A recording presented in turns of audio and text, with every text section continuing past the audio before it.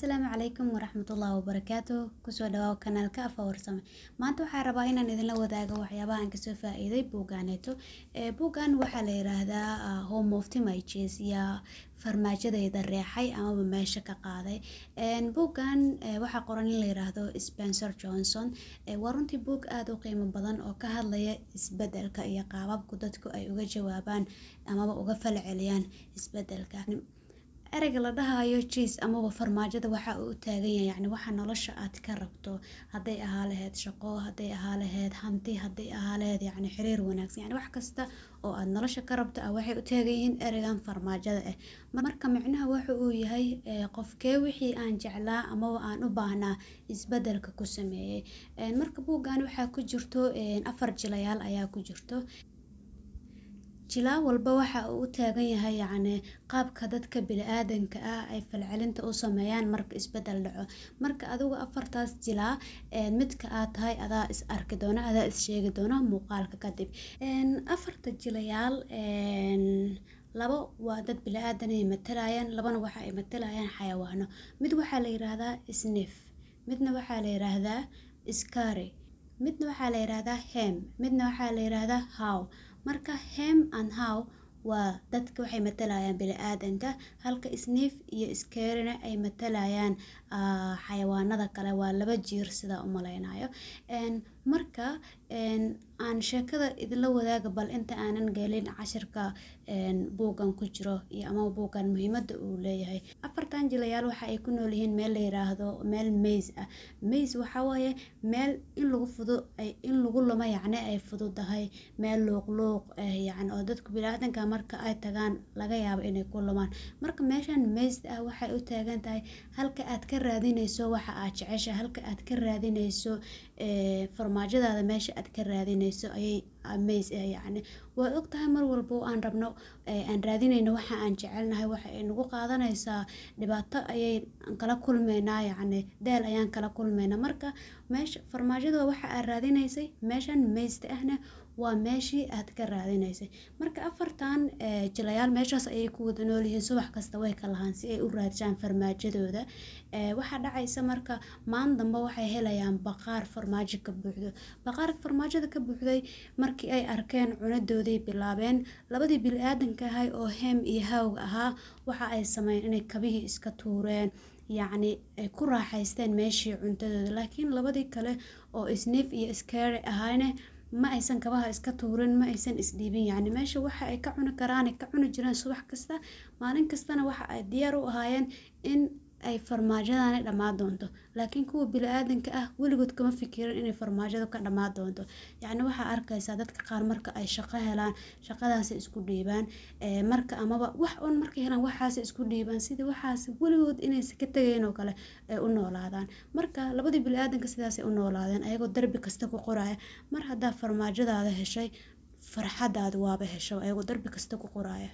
marka labadii bini'aadanka waxayba bilaabeen inay meesha xilli dambe imaadaan aw subax hore imaan jireen xilli dambe imaadaan farmaajadooda iska cunaan way laabtaan maantii dambe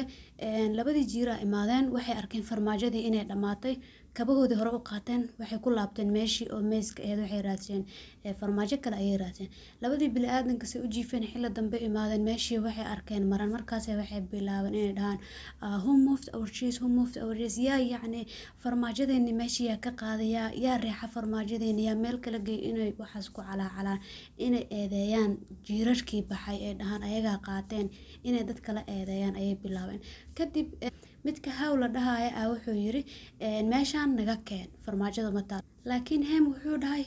ma rabo inaan meeshan ka tago meeshaan jooga farmaajada sugayna subaxii guriga u soo laabteen ayagoo bilaa farmaajo subaxii dambe hadana waxay u soo laabteen baqaarkii farmaajadu ka dhamaatay wali wax farmaajo ma bataalaba meeshan kadib ها wuxuu yiri ani meeshan waa ka tagaa laakiin hem wuxuu yiri xagee aade ma waxa aade meeshii meeska ahayd meeshii lagu lumay inaad farmaajo xitaa soo helaysid lama hubo xagaa u socota iska joog meesha farmaajada waa naloo keeni doonaa laakiin ha warkaas ma soo dhageysan wuxuu yiri meeshan aan ka tagno wax farmaajo noo keenay lama arko banaanka aan iska aadno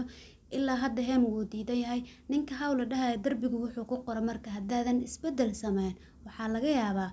inaad meesha ku dhimatid oo cirib tirantid waa run haddaad hal wax iskaga dhigto aad tiraahdo waxaana weliga iska sugaa, waxaan intaad sugayso waqtiga kaaga dhumaayo adina caataa ku noqonaysaa, waa ku daciifaysaa. marka haw intaasuu darbiga ugu qoro oo dhah haddaad isbedel samayn inaad dabar go-daa laga yaabaa. haw wuu iska tegay, wuxuu qaaday wadadii lunlunka ahayd. wadadii lunlunka ahayd intuu ku jiray haw cabsi badan ayuu la kulmay. mar walba wuxuu ka cabsayay in yacni waxa uu rabo uusan helin. haw socodkii ayuu sii waday asagoo weli ala raadsanaya farmaajadiisa. kadib haw waxa uu xaqiiqsaday farmaajadii uu cunayay maalmaha badan ee cunayeen farmaajo halaysan inayba ku jirtaba, oo farmaajo daqooda inay ku jirtay. markaasuu darbiga wuxuu ku qoray si aad u ogaato farmaajadaada inay duq tahay in kale waa mar walba waa inaa urisaa ayuu darbiga ku qoray. haw socodkii ayuu sii waday. markii dambena waxa uu helay baqaar ay ku jiraan maaragta xoogay farmaajo ah. xig farmaajo ayuu soo qaaday, wuxuu u keenay heem, wuxuu yiri hoo cun farmaajadan cun, meeshana naga soo wad, banaanka farmaajo badana taale.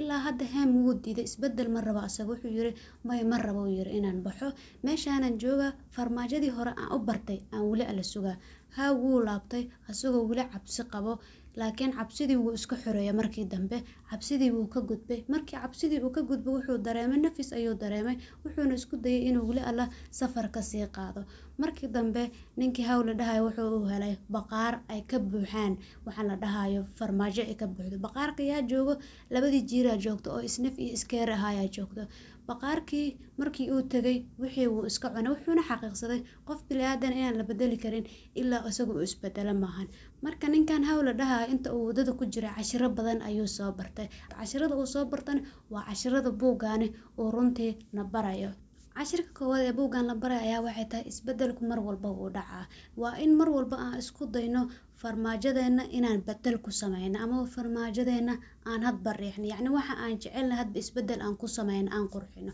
cashirka labaad ee buuggan la faraya waxay tahay isbedelka inaan filano oo aan diyaar u noqono in mar walba isbedel uu dhacayo. cashirka saddexaad ee buuggan ku jira ayaa waxay tahay waxa aan haysano waa inaan mar walba indhayno si aan u ogaano in waxaan isbedeli rabaan ama waxaan ayaan sii joogi rabaan. tusaale meelaad ka shaqeysaa, meeshaas aad ka shaqeysa waa farmaajadaad, waa inaad ogaataa meeshaan inay sii jireyso iyo inaysan sii jireen. yacni waa wuxuu leeyahay heem wuxuu leeyahay mar walba farmaajadaada waa inaa urisaa si aad u ogaato inay duqoodii in kale. marka sidaas la mid ah meesha aad joogto farmaajadaada waa inaad mar walba ka war haysaa. yacni meeshaan isbedel yaro ka socda haddaad dareento waxa ay yacni kugu kalifaysaa isbedelada waaweyn oo imaan doona inaad la qabsato. cashirka afaraad ee buuggan ku jira ayaa waxa ay tahay marka aad isbedel aragto inaad hore tilaabo ka qaado, yacni inaadan dhihin waxaan yaa sameeyey waxaan yaa ka dambeeyey, inaadan noloshan ku dhagin yacni, laakiin waa inaad isbedelkan hore ka qaado. mar walba oo fikirkaagii hore aa haysata amaba aad ku dhagan tahay farmaajadaadii hore oo aad leedahay farmaajadeedii yaa qaata aad leedahay, waa mar walba aad waqti iska beerdareyso farmaajada cusub inaad raadsata amaba aa hesha aa waqti u weyso. marka waxaan marka ay kaa halaabaan hore ka tag.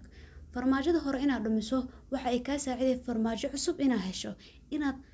wado cusub qaad amaba dhaqdhaqaaq sameyso waxay kaa saaciday inaad nolol cusub abuurato, yacni farmaajo cusub inaad soo hesho. marka isbedelka mar walba inaad la qabsato isku day.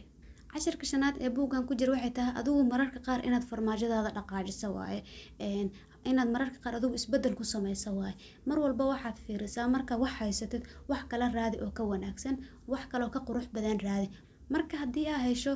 waxaan aa haysata wax ka qurux badan waa inaad adigu isbedelka sameyso, farmaajadaada aa bedesho. cashirka lixaad ee buuggan ku jiro inta aad iskaga sugnaa laheed yacni baqaar farmaajo la-aan inta ku sugnaa laheed waxaa kuu fiican meesha meyska ah inaad ku dhex wareegto. yacni inta hal meel iskaga dhaganaa laheed oo wax taga aa sugi laheed waxaa wanaagsan inaad raadiso wax kale, inaad raadiso wax dhammaada intaa isdhihi laheed mar kalea la keenaa wax cusub inaad raadiso oo lugaha aad ka shaqaysiiso.